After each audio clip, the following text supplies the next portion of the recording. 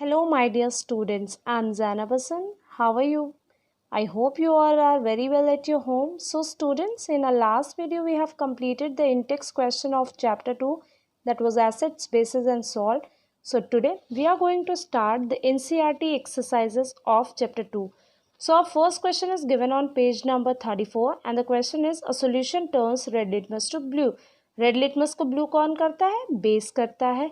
It's pH is likely to be, और base की pH कितनी होती है? That is more than 7. इन चारों ऑप्शन में जो भी मोर देन 7 है, that will be the correct answer. 1, 4, 5, this 3 are less than 7, तो 7 से ज़्यादा क्या है? 10. So are correct answer will B 10. Our second question is: a solution reacts with crushed eggshells. एक सोल्यूशन क्रश्ड एगशेल के साथ react करता है, और क्रश्ड एगशेल क्या है? क्रश्ड एगशेल है हमारा CaCO3.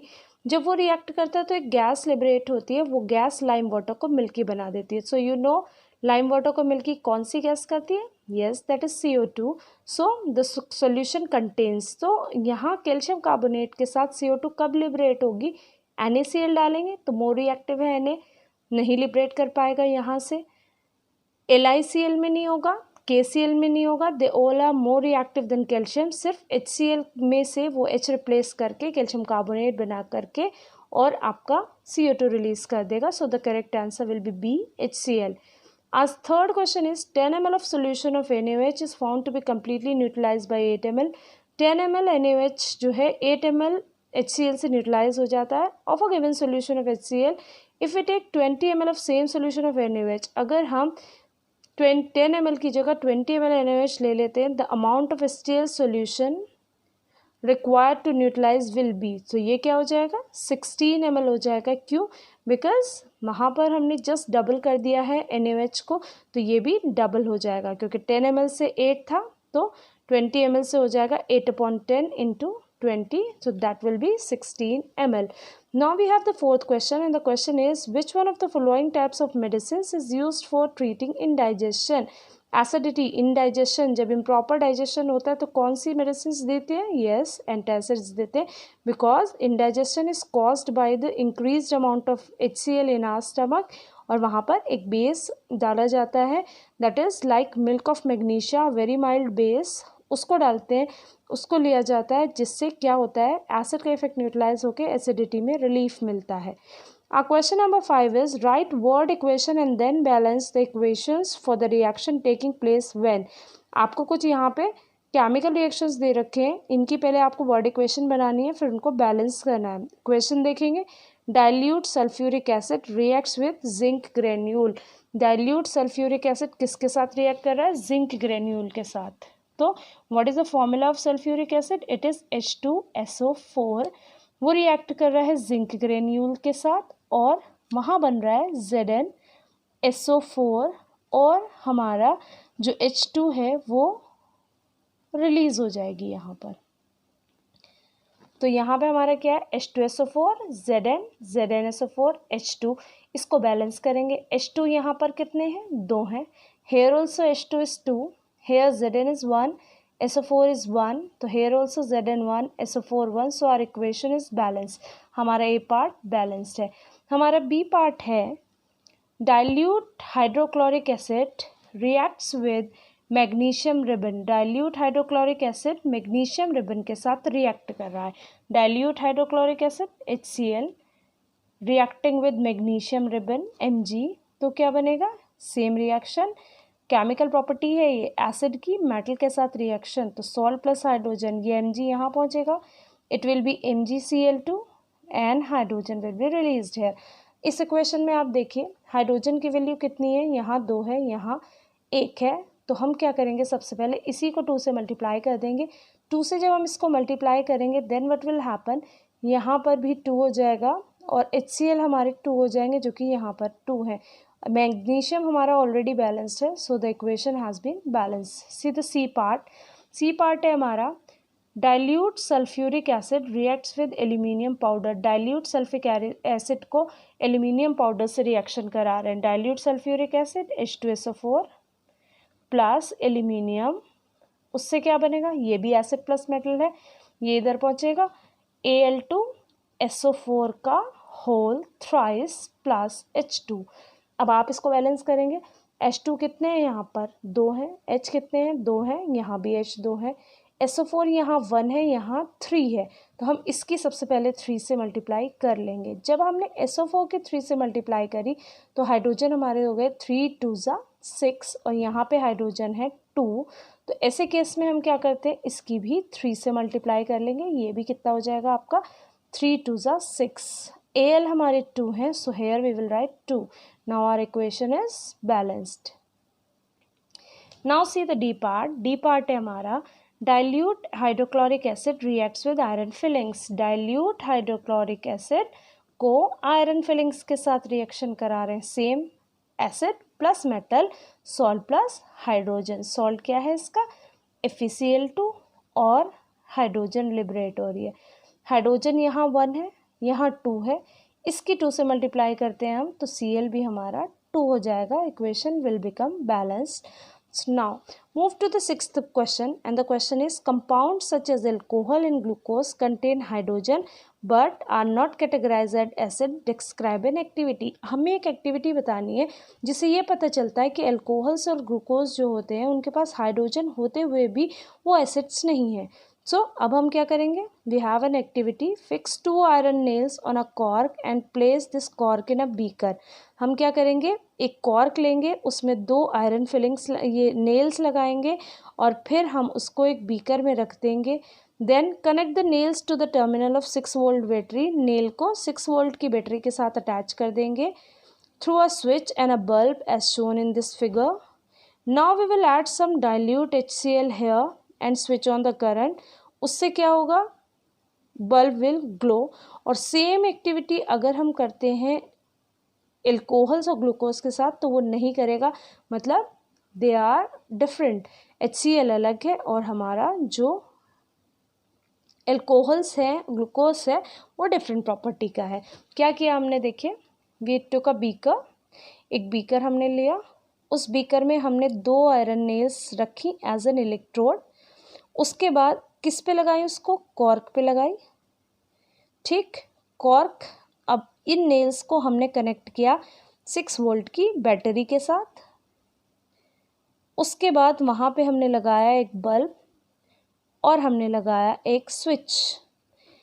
जैसे ही हम स्विच ऑन करते हैं तो क्या होता है, अगर हम इस सॉल्यूशन में एसिड डाला है हमने, तो जैसे ही स्विच ऑन करेंगे तो क्या होगा, मतलब वाटर और एसिड का मिक्सचर यहाँ पे हमने लिया है, तो उससे क्या होगा, bulb will glow.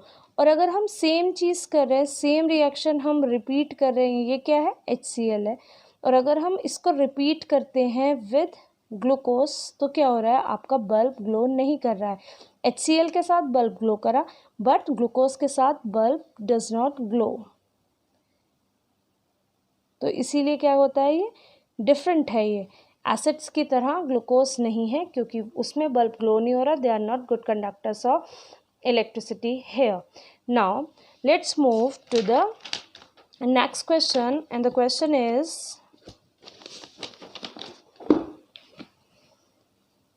why does distilled water not conduct electricity whereas rain water does?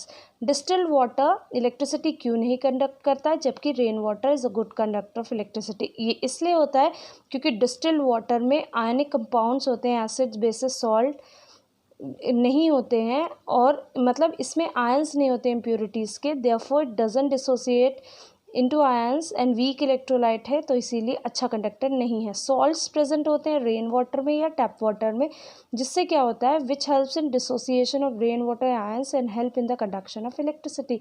Electricity का कंडक्शन होता है रेन वाटर में due to the presence of ions और नहीं होता है डिस्टिल्ड वाटर में due to the absence of ions. 8th question हमारा है, why do acids not show acidic behaviour in absence of water? Acids जो होते हैं वाटर की एब्सेंस में एसिडिक बिहेवियर क्यों नहीं शो करते हैं? इट इज़ बिकॉज क्योंकि एसिड्स जो होते हैं जब वाटर में डिजोल्व होते हैं तभी वो H पॉजिटिव आयन देते हैं। फॉर एग्जांपल आपका HCl है, जब हम इसको वाटर में डिजोल्व करेंगे तभी ये क्या देगा, it will give H positive plus Cl negative. क्या देगा वो, HCl और Cl नेगेटिव।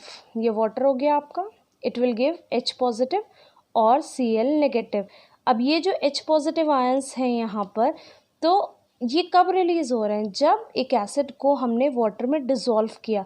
तो एसिड बिना वाटर के H पॉजिटिव आयंस नहीं दे सकता है, इसीलिए हम कहते हैं कि एसिड एसिड की तरह बिहेव नहीं कर सकता in the absence of water, क्योंकि एसिड एक एसिड है due to the presence of H positive ions, और वो वाटर की वजह से। 9 क्वेश्चन है हमारा। वी हैव 5 सॉल्यूशंस, हमारे पास 5 सॉल्यूशंस हैं, और उन 5 सॉल्यूशंस में ABCD इन्होंने मार्क किया है और सबकी pH वैल्यू दे रखी है। देखिए इधर एक सब्सटेंस हमारे पास A है, A की pH वैल्यू जो दे रखी है हमारी 4 है। B है हमारे पास, B की pH वैल्यू 1 है। C है हमारे पास, और C की जो pH वैल्यू है वो हमारी है 11। D है, D की pH वैल्यू है 7। E है, और E की pH वैल्यू है 9। अब हमें इनके बेसिस पे क्वेश्चन गिवन है। वो क्वेश्चन क्या है? फर्स्ट क्वेश्चन है हमारा, विच वन इज़ न्यूट्रल? इनमें से न्यूट्रल कौन है? तो न्यूट्रल कौन होता है? जिसकी pH वैल्यू 7 होती है। तो न्यूट्रल क्या है यहाँ पर? डी न्यूट्रल है।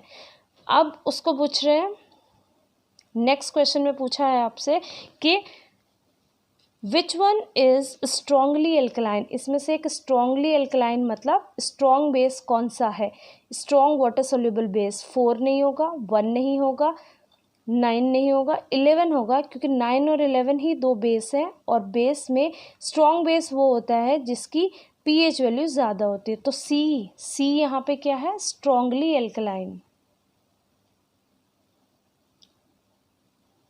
इसके बाद हमारे पास आता है the third question, and the third question is which one is strongly acidic? इनमें से स्ट्रॉन्ग एसिड कौन सा है? तो स्ट्रॉन्ग एसिड में ऑपोजिट होता है, जिसकी pH वैल्यू कम होती है वो स्ट्रॉन्ग एसिड होता है। तो B1 is the strong acid. Now they are saying कि आपको बताना है कि which one is weakly acidic? Weak acid कौन सा है जिसकी pH 7 से तो कम है, बट इस 1 जो कि यहाँ पे स्ट्रॉन्ग एसिड है उससे ज़्यादा होगी। तो 4 वाला हमारा क्या हो जाएगा? ये हो जाएगा हमारा वीक एसिड। लास्ट क्वेश्चन है हमारा इसका, वीकली एल्कलाइन। वीक एल्कलाइन कौन होता है? जो वीक बेस है। तो यहाँ पे क्या है? 9 हमारा वीक बेस है, तो ये वीकली एल्कलाइन हो जाएगा। क्लियर? नाउ हमने उन pH को इंक्रीजिंग ऑर्डर में रखना है H आयन की कॉन्सेंट्रेशन से। तो H आयन की कॉन्सेंट्रेशन जो होती है, pH is directly inversely proportional to H positive ions. जिसकी pH ज़्यादा होगी H पॉजिटिव आयन कम होंगे, जिसकी pH कम होगी H पॉजिटिव आयन ज़्यादा होंगे। तो यहाँ पे सबसे कम pH किसकी है? 1 की है, तो 1 हमारा सबसे बाद आएगा। सबसे ज़्यादा किसकी है? C की है, तो सबसे पहले आएगा C के बाद आता है E के बाद आता है हमारा D के बाद हेयर विल बी A, क्योंकि A 4 है, and the last will be the B, जिसकी pH वैल्यू 1 है। सबसे ज़्यादा H आयन B में होंगे, सबसे कम H आयन C में होंगे। Now let's move to the 10th question. 10th question है, equal lengths of magnesium ribbons are taken in test tube A and B। दो टेस्ट ट्यूब हैं, दोनों में इक्वल लेंथ ली गई है मैग्नीशियम रिबन की। एक में HCl लिया है, एक में CH3COOH that is acetic acid वो लिया है। ये पूछ रहे हैं amount of concentration taken in both are same, in which test tube fizzing will occur more vigorously and why? Fizzing मतलब बबल फॉर्मेशन। फिजिंग जो होगी स्ट्रॉन्ग एसिड में ज़्यादा होती है, वीक एसिड में कम होती है। आपने देखा लेमन जूस, अगर आप उसमें सोडा नहीं डाल रहे हैं तब वो ज़्यादा फिजिनेस नहीं देगा, जबकि आप HCl की बॉटल ओपन करेंगे वहाँ पे फिजिनेस ऑलरेडी प्रेजेंट होगी। तो यहाँ पे फिजिनेस कौन ज़्यादा देगा? A टेस्ट ट्यूब देगा जिसमें HCl है। Now move to the 11th question. 11th question कह रहा है आपका, fresh milk has pH of 6, how do you think the pH will change as it turns into curd? Fresh milk की pH 6 है, अगर हम उसका कर्ड बना रहे हैं तो उसकी pH पे क्या इफेक्ट पड़ेगा? अब आपको पता है कि मिल्क के अंदर होता है लैक्टोज। जब मिल्क से कर्ड बनता है तो ये लैक्टोज लैक्टिक एसिड में कन्वर्ट हो जाता है। लैक्टिक एसिड कन्वर्ट होने की वजह से जो pH होती है वो 6 से कम हो जाती है। So answer will be decreases. Question number 12 है, a milkman adds a very small amount of baking soda to fresh milk. Milkman ने एक फ्रेश मिल्क में बेकिंग सोडा डाला है। Why does he shift the pH of fresh milk from 6 to alkaline? 6 से alkaline क्यों किया है उसने? क्योंकि to increase the shelf life of milk, मतलब मिल्क की शेल्फ लाइफ के वो जल्दी से ख़राब ना हो, इसलिए उसकी pH वैल्यू बढ़ा दी है, क्योंकि 6 वाला जो है उसमें जल्द से ही जैसे ही वो 5.5 से नीचे आएगा वहाँ पे कर्ड बन जाएगी या फिर वो दूध स्पॉयल हो जाएगा। उस स्पॉयलेज को बचाने के लिए, दूध को फटने से बचाने के लिए बेकिंग सोडा डालते हैं, वो बेस है, वो न्यूट्रलाइज कर देगा उस लैक्टिक एसिड को। अब हमारे पास है B part, why does milk take long time to set as curd. अब जिसको हमने स्लाइटली एल्कलाइन कर दिया उसमें ज़्यादा टाइम क्यों लग रहा है, because the alkaline milk take less more time because lactic acid being formed neutralize the alkali present in। यहाँ पे जो लैक्टिक एसिड बनेगा जिसकी pH हमने बढ़ा दी है, अब वो जो लैक्टिक एसिड बनेगा वो इस बेकिंग सोडा को न्यूट्रलाइज करने में लग जाएगा, so that's why it takes more time to form curd. Question number 13 है, why should POP be stored in moist proof container. POP को हम मॉइस्ट प्रूफ कंटेनर में क्यों रखते हैं, बिकॉज हमारा पीओपी क्या होता है CaSO4.12H2O।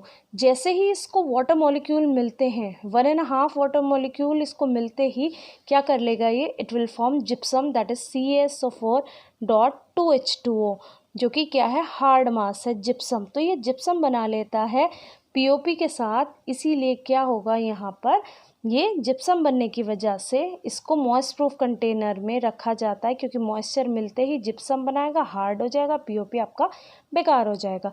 Now we have the next question, question number 15, और क्वेश्चन है 14, what is neutralisation reaction, give 2 examples. Neutralisation reaction क्या होता है और उसके 2 एग्जाम्पल बताइए। देखिए न्यूट्रलाइजेशन रिएक्शन क्या होता है, एसिड प्लस बेस हमारा बनाता है सॉल्ट प्लस वाटर, इसी रिएक्शन को हम कहते हैं न्यूट्रलाइजेशन रिएक्शन। एग्जाम्पल हो जाएंगे इसके, HCl plus NaOH will give you NaCl plus H2O, एक तो ये रिएक्शन हो गया। दूसरा H2SO4 plus KOH will give you K2SO4 plus H2O, this is also neutralisation reaction. Acid का इफेक्ट न्यूट्रलाइज कर देते हैं ये bases. Now we have the last question of the exercise and that is give 2 important uses of washing soda and baking soda. Washing soda और baking soda के important use बताइए। तो first use है washing soda का, it is use in the manufacture of glass, paper and sodium compounds like borax etcetera. यहाँ पे क्या होता है,